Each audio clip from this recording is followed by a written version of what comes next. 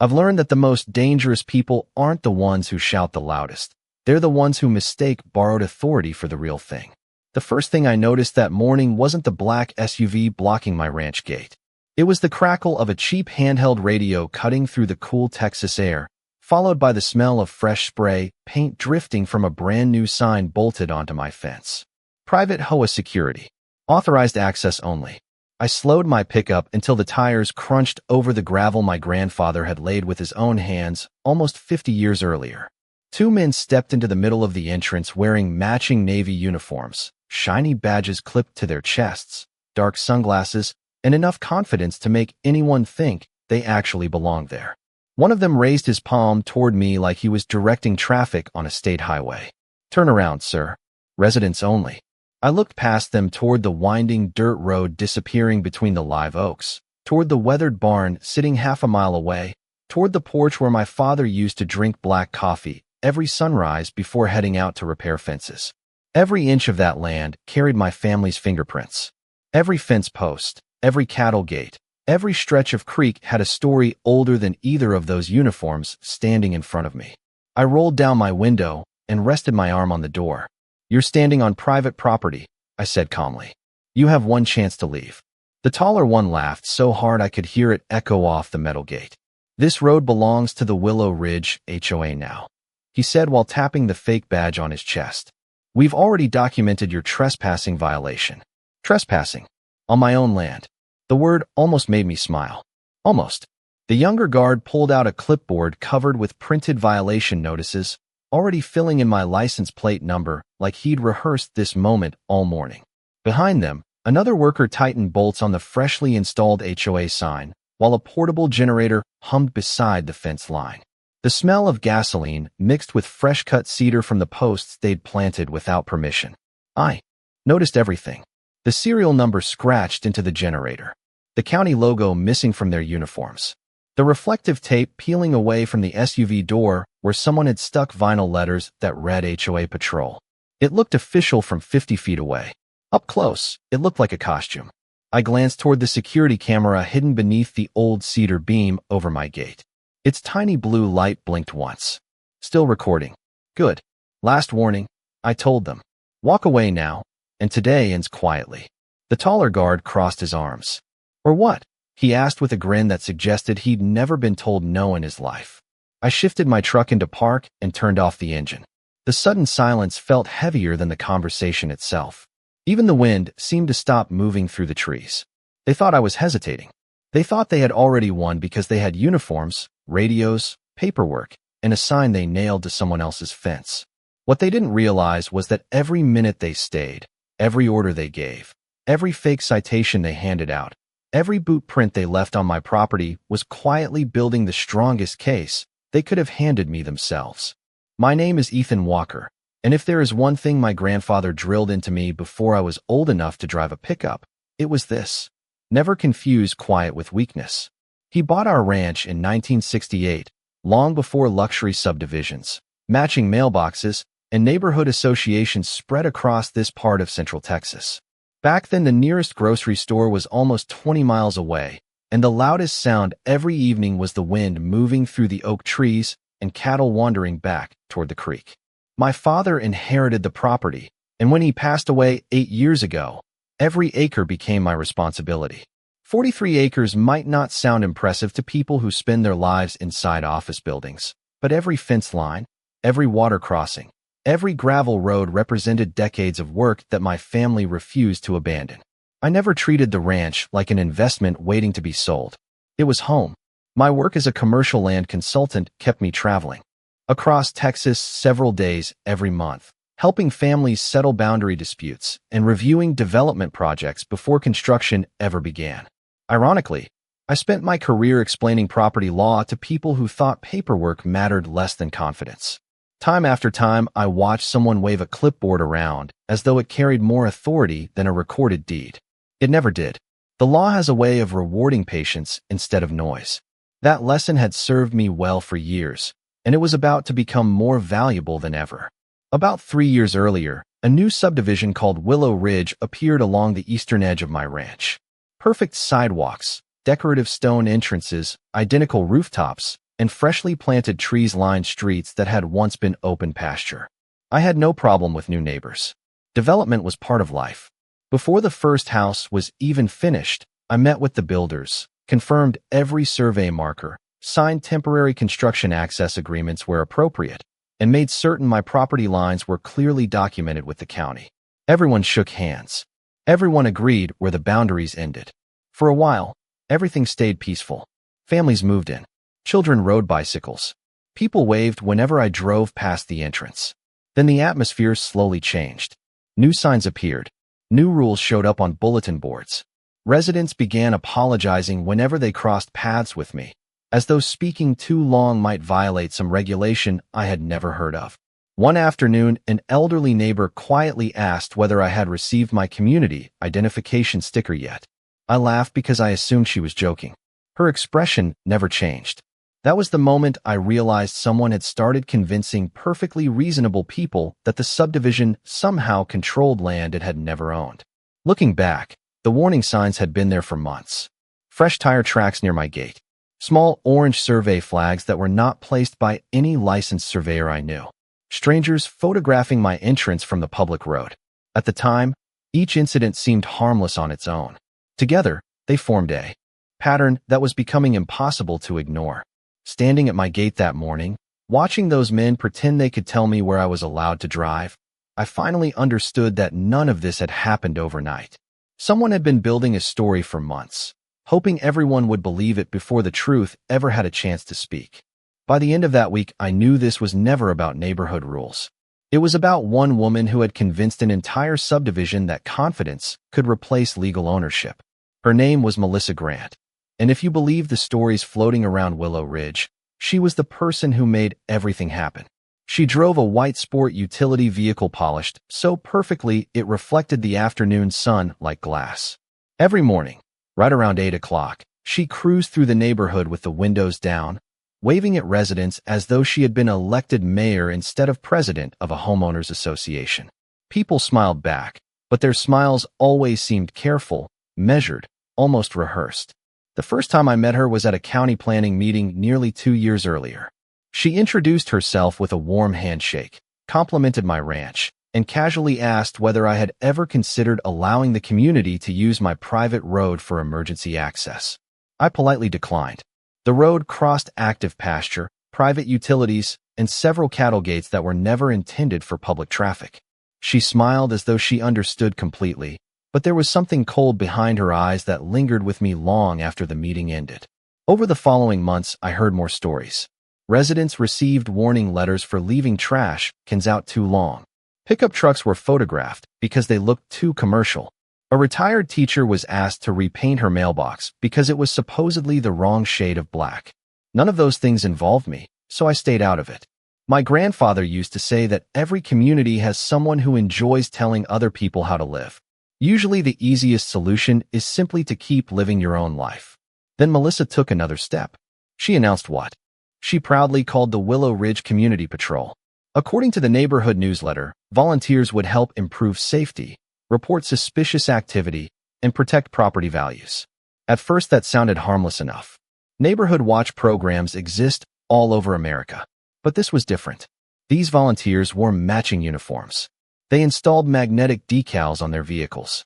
They carried radios, clipboards, and metal badges that looked official unless you studied them closely.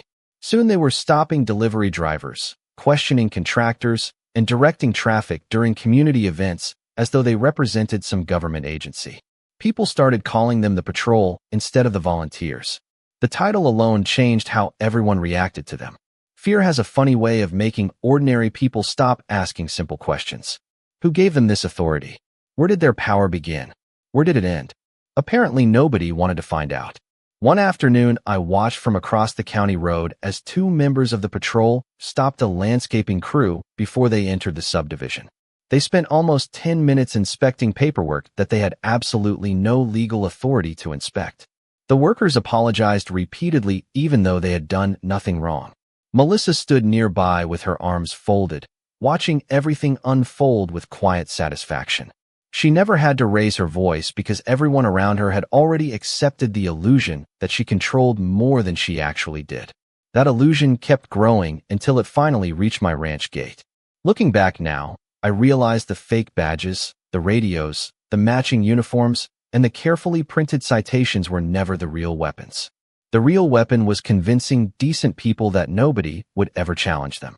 Unfortunately for Melissa, she had chosen the one property owner in the county who spent his entire career proving that paperwork always defeats performance, and facts never lose to costumes. The next morning proved that Melissa was no longer satisfied with controlling her subdivision. She wanted control over everything people could see from it, including land that had never belonged to the association for a single day. Just after sunrise, the familiar rumble of diesel engines rolled across my pasture long before I reached the front gate. The air carried the smell of fresh coffee from the thermos beside me, mixed with damp cedar and the faint scent of cut grass drifting in from Willow Ridge. As I pulled closer, I counted 3 patrol vehicles parked along my fence line.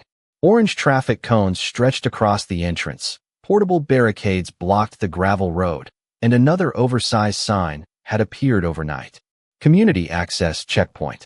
All vehicles must stop. The words looked official enough to fool anyone passing by, which I suspected was exactly the point. One patrol volunteer stepped forward with another clipboard, while another slowly walked around my truck, pretending to inspect it. The sound of his boots crunching across my gravel echoed louder than it should have. That gravel had not been hauled in by any homeowners association. My father and I had spread every load ourselves over countless weekends, one trailer at a time. Identification, please, the man said without introducing himself. This road is now subject to community access regulations. I looked beyond him and noticed something even stranger. 2 utility contractors who had been scheduled to repair a water line near my equipment shed were sitting in their work truck outside the barricade, clearly frustrated. One of them shrugged toward me as if to say they had been waiting nearly half an hour. Melissa had effectively decided that anyone entering my ranch needed permission from people who had absolutely none to give. I calmly told the contractors to wait a little longer. They nodded, grateful that at least one person there sounded reasonable. Meanwhile, Melissa stepped out of her white sport utility vehicle wearing a pressed navy jacket embroidered with the words Community Safety Director. The title did not exist anywhere in county government, but she carried herself as though it had been created specifically for her. "We are simply protecting our residents," she said with the same polished smile I remembered from the planning meeting. "There have been reports of unauthorized traffic using this corridor." Corridor. She refused to call it what it actually was. My private ranch road. I asked a simple question. "Can you show me the recorded document giving your association authority over this property?" Her smile faded for only a second before returning. "Our legal department has everything under review." That answer told me everything I needed to know because people with legitimate authority almost always produce documents immediately. People pretending to have authority promise paperwork later. Before I could respond, one of the patrol volunteers began slipping printed notices beneath the windshield wipers of the contractor's truck and even my own pickup. Community violation. Unauthorized commercial access. Administrative review pending. Thick white paper fluttered gently in the morning breeze as though those words carried actual legal weight. I carefully removed my notice, folded it once, and placed it inside the center console instead of throwing it away. Every fake citation, every sign, every radio transmission, every unnecessary delay was becoming another piece of evidence. Melissa seemed pleased by my silence. She probably believed I had finally accepted her rules. In reality, I had already begun seeing something she had completely overlooked. The more elaborate her operation became, the more witnesses, photographs, timestamps, and documents it created. She thought she was expanding her control one checkpoint at a time. She was actually documenting the entire scheme for me without realizing that every single day it became easier to prove exactly where her authority ended and my property rights began. Most people assumed I was backing down because I stopped arguing. The truth was exactly the opposite. I had simply reached the point where words had no value anymore. Evidence did. Every morning before driving to the ranch, I synchronized the timestamps on every camera I owned. The security camera over my front gate continued recording 24 hours a day. 2 additional trail cameras hidden among the cedar trees quietly captured every vehicle entering the property. A dashboard camera. stayed running whenever my truck was parked near the entrance. None of it was hidden because I expected drama. It was there because I had learned years earlier that memories become opinions, but recordings remain facts. Melissa and her patrol continued expanding their operation as though they believed nobody was paying attention. They checked license plates belonging to contractors. They questioned delivery drivers bringing feed and fencing supplies. They redirected utility crews who had valid work orders from the county.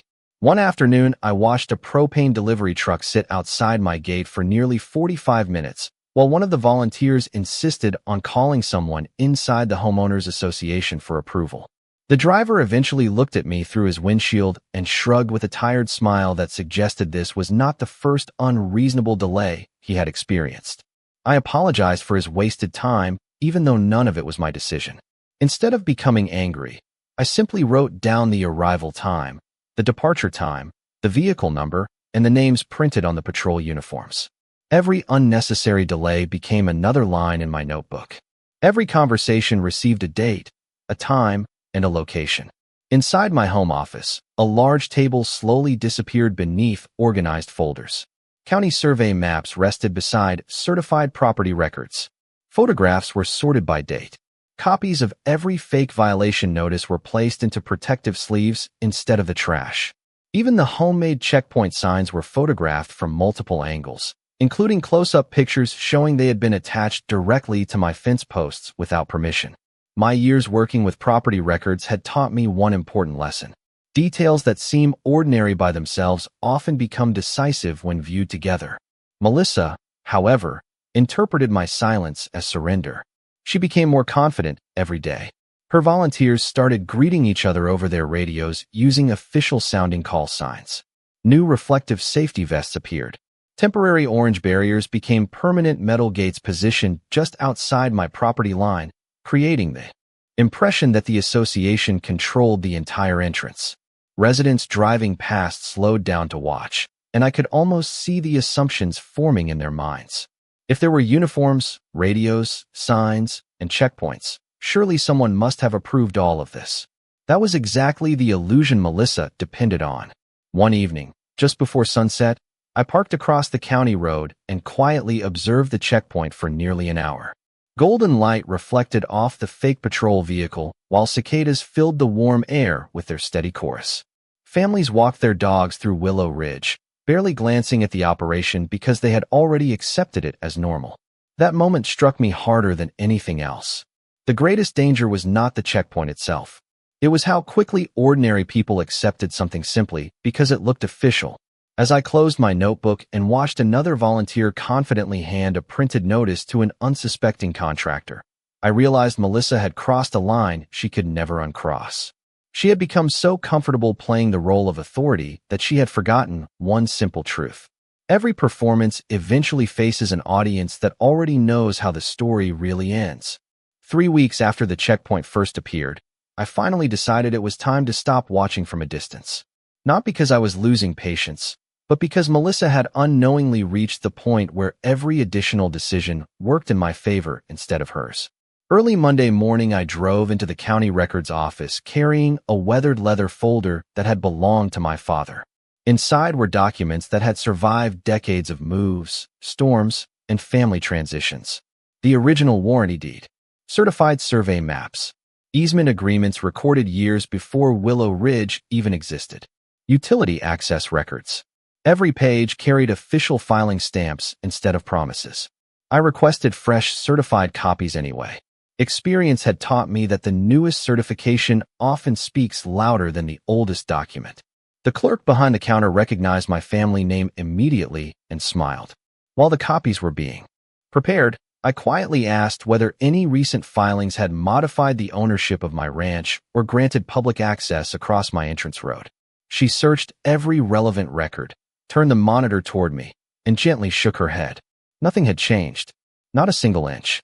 My property boundaries were exactly where they had always been. My private road remained exactly that, private.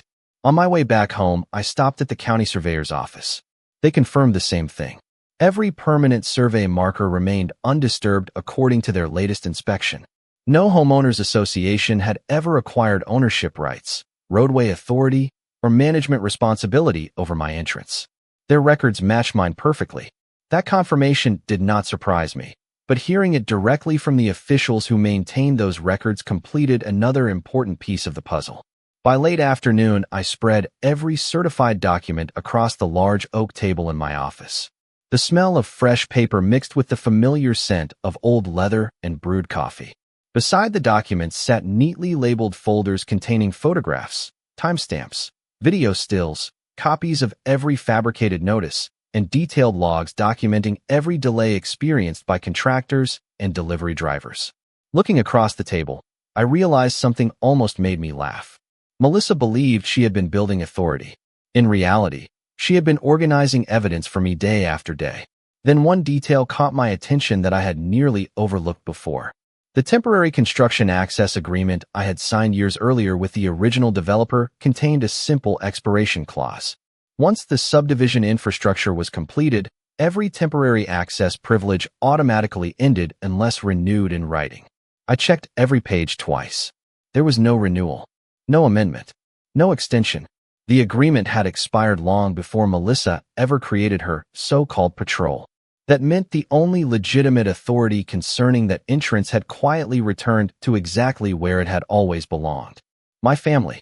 I leaned back in my chair as the evening sunlight stretched across the tabletop, illuminating every certified seal and recorded signature. Suddenly, every conversation at the gate, every checkpoint, every fake citation, every confident speech Melissa had delivered sounded completely different in my mind. She had never been protecting authority. She had been performing it. The performance had simply lasted long enough that she forgot there would eventually be someone willing to compare her claims against the actual public record. That moment was the first time I knew the outcome with complete certainty. I did not need a louder argument. I did not need a dramatic confrontation. I already possessed something far more powerful than either of those. I had the truth, preserved in county records, supported by certified documents, strengthened by weeks of careful evidence, and waiting patiently for the exact moment when pretending would finally collide with proof. The following Thursday, the county hosted its monthly land use meeting, the kind of meeting most people never notice until something directly affects them. I arrived 20 minutes early carrying a plain leather portfolio instead of a dramatic speech. Melissa arrived a few minutes later with 3 members of her patrol wearing matching navy jackets, radios clipped to their shoulders, and expressions that suggested they already expected another easy victory. As residents slowly filled the room, I recognized several contractors who had been delayed at my gate, along with a few Willow Ridge homeowners who looked more curious than confident. The fluorescent lights hummed softly overhead, while the smell of fresh coffee drifted from a table near the entrance. It felt surprisingly ordinary for a morning that would quietly change everything. When public comments began, Melissa stood first. She confidently described her association's efforts to improve neighborhood safety, manage traffic, and protect community property. She spoke with polished certainty, referring to my ranch entrance as a shared access corridor and repeatedly mentioning the checkpoint as though it had existed with official approval for years.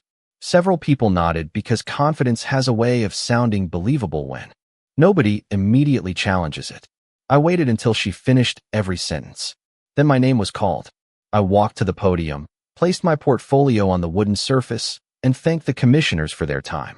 I did not accuse anyone of bad intentions. I did not raise my voice. Instead, I handed the clerk certified copies of the recorded warranty deed, the current county survey, the expired construction access agreement, and the official property maps I had requested only days earlier.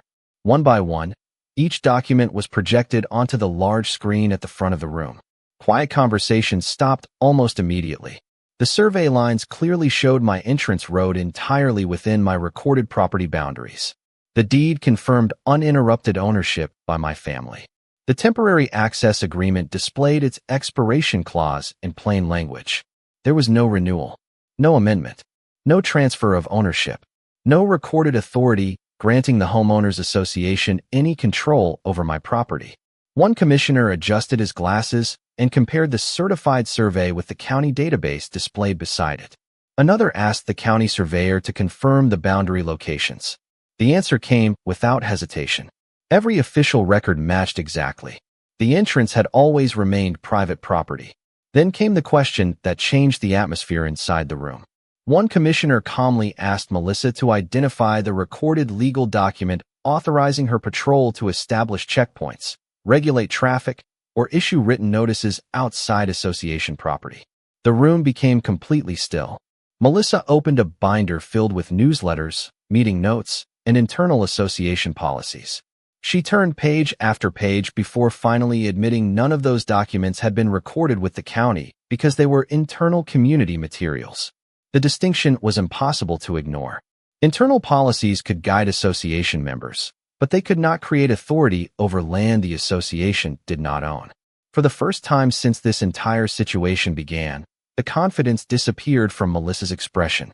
Her volunteers quietly lowered their eyes while the commissioners continued reviewing the certified records already lying in front of them.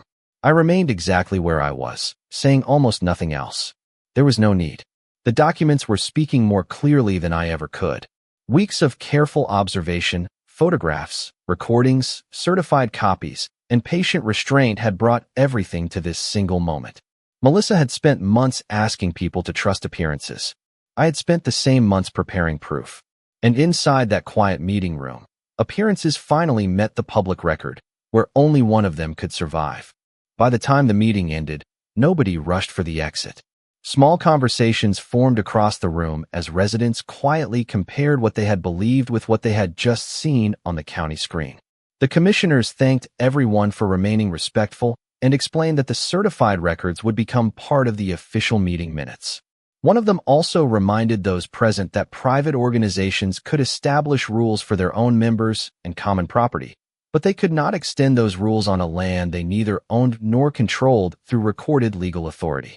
It was a simple statement, delivered without emotion, yet it carried more weight than every speech Melissa had given over the previous 2 years.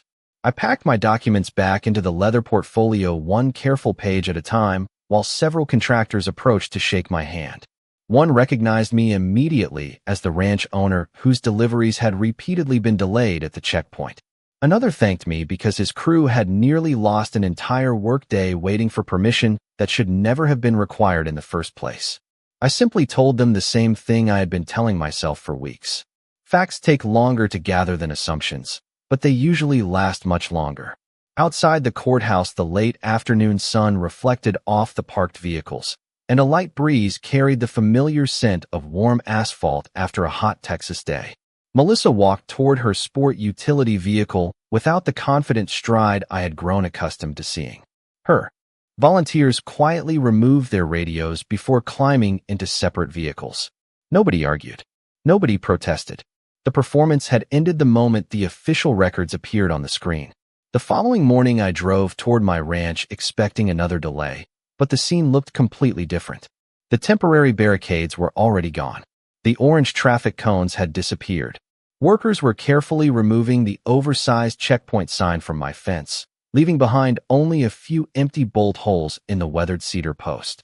The generator that had hummed day and night for weeks was loaded into the back of a trailer, and the magnetic patrol decals had vanished from the white sport utility vehicle parked nearby. A county representative stood with a clipboard documenting the removal of the temporary structures, while another official photographed the entrance exactly as it appeared after everything had been cleared away. The contractors who had been waiting to repair my water line weeks earlier finally drove through the open gate without anyone stopping them. One smiled, tipped his cap, and continued toward the equipment shed as though nothing unusual had ever happened. That ordinary moment felt far more satisfying than any dramatic confrontation ever could have. Over the next several days, residents began stopping by the ranch for entirely different reasons. Some apologized for believing the checkpoint was legitimate. Others admitted they had assumed someone at the county must have approved it because it looked official. I never blamed them. Most people trust uniforms, signs, and confident voices because they expect those things to represent legitimate authority. That expectation is not foolish. It is simply why genuine authority carries such an important responsibility. Before leaving one afternoon, an elderly neighbor looked back toward the now empty entrance and quietly said, "It feels like the road can finally breathe again." I smiled because I understood exactly what she meant. The gravel road looked exactly as it had before all of this began. The oak trees still lined the entrance. The wind still carried the scent of cedar across the pasture. Nothing about the land had changed. Only the illusion surrounding it had finally disappeared, leaving the truth standing quietly where it had been all along. Several weeks passed before the entrance to my ranch felt completely ordinary again, and I found myself appreciating the quiet in ways I never had before. Every morning I drove through the same cedar gate without slowing down, hearing nothing except the familiar crunch of gravel beneath my tires and the distant calls of meadowlarks drifting across the pasture. The oversized checkpoint signs were gone. The barricades had disappeared. The fake patrol vehicles no longer circled the entrance pretending to supervise land they had never owned. In their place stood the same weathered fence my grandfather had built decades earlier, stronger now not because the wood had changed, but because the truth behind it had been publicly confirmed. A few days later, I replaced the temporary scars left by the removed signs with a simple handcrafted cedar plaque mounted neatly beside the gate. It contained only 3 words: private property. There were no warnings, no dramatic slogans, and no unnecessary explanations. Anyone who genuinely respected property rights would understand all they needed to know from those 2 quiet words. One Saturday afternoon, several Willow Ridge residents stopped while walking along the county road. They admired the restored entrance and thanked me again for handling everything with patience instead of anger. One young father admitted he had originally believed the checkpoint was legitimate simply because everyone else accepted it without question. I told him that was probably the most important lesson any of us could take away from the entire experience. Authority should never be measured by uniforms, signs, or confident speeches. It should always be measured by responsibility, transparency, and the law. A few weeks after the county meeting, I received copies of the finalized public records documenting the clarification of the property boundaries and the discussions that had taken place.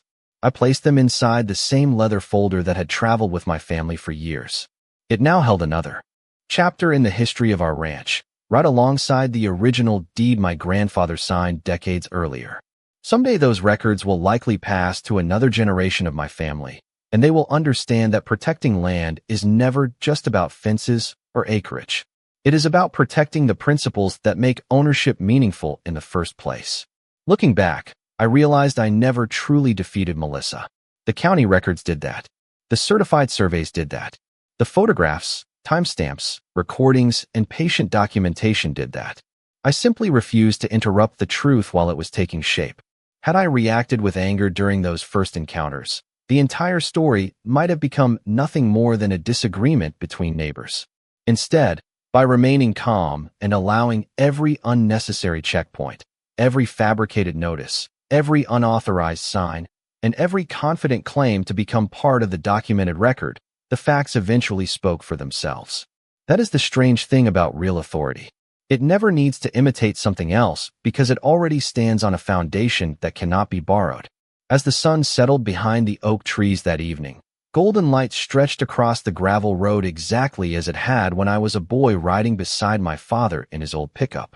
The wind carried the familiar scent of cedar and fresh grass through the open window, and for the first time in months, there was nothing waiting at the gate except home.